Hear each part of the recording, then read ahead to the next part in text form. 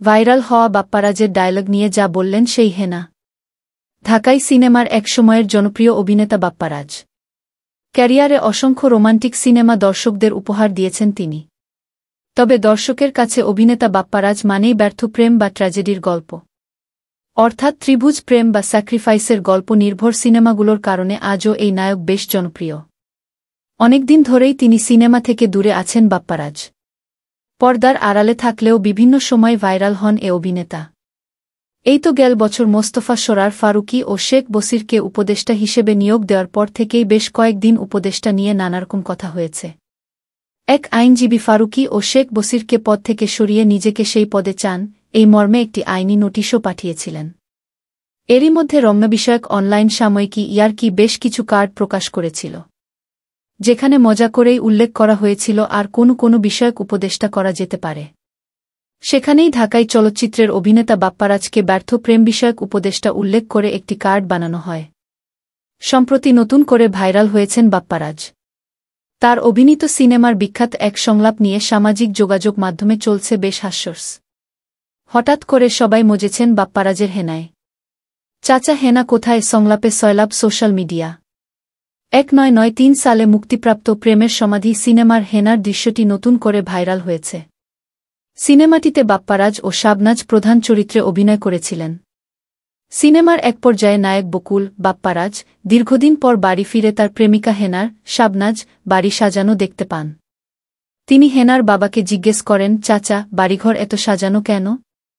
চাচা, হেনা কোথায়? জবাবে চাচা বলেন, হেনাকে তুমি ভুলে যাও, হেনার বিয়ে হয়ে গেছে। বকুল তখন আবেগাপ্লুত হয়ে বলেন, না, হেনার বিয়ে হতে পারে না, এ আমি বিশ্বাস করি না। এরপর প্রেমের সমাধি ভেঙে, মনের শিকল ছিঁড়ে, পাখি যায় উড়ে যায় গানটি বাজতে থাকে।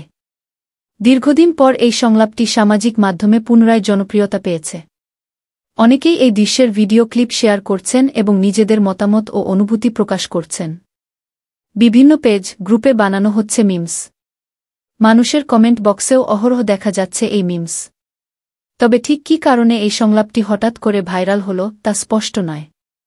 এদিকে বাপ্পারাজ শাবনাজ অভিনীত প্রেমের সমাধি সিনেমার পুরনো সংলাপ হঠাৎ ভাইরাল হওয়ার বিষয়টি নজর এড়ায়নি দুই তারকার। দুজনই যদিও এখন অভিনয়ে অনিয়মিত, তবে পুরনো কাজ নতুন করে ভাইরাল হওয়ার ব্যাপারে অভিনেত্রী শাবনাজ শনিবার 1 ফেব্রুয়ারি একটি সংবাদমাধ্যমকে জানান, এই ভিডিও ক্লিপ নিয়ে বেশ হাসাহাসি করেছেন তারা। ফেসবুক ব্যবহারের সময় এটি নজরে আসার পর তারা একে অপরকে পাঠিয়েছেন। শাবনাজ বলেন, বিষয়টি নিয়ে আমি ও বাপ্পারাজ ভাই দুজনই মজা পাচ্ছি। ভালো লাগছে এ কারণে যে মানুষ সিনেমাটির কথা ফের মনে করছে। নায়ক নায়িকার আবেগ অনুভূতির সঙ্গে নিজেরা সংযোগ করতে পারছেন তারা। ওই সময় বেশ প্রশংসিত হয়েছে সিনেমাটি। ফের এখনও প্রশংসিত হচ্ছে, যা একজন অভিনয়শিল্পী হিসেবে বড় পাওয়া।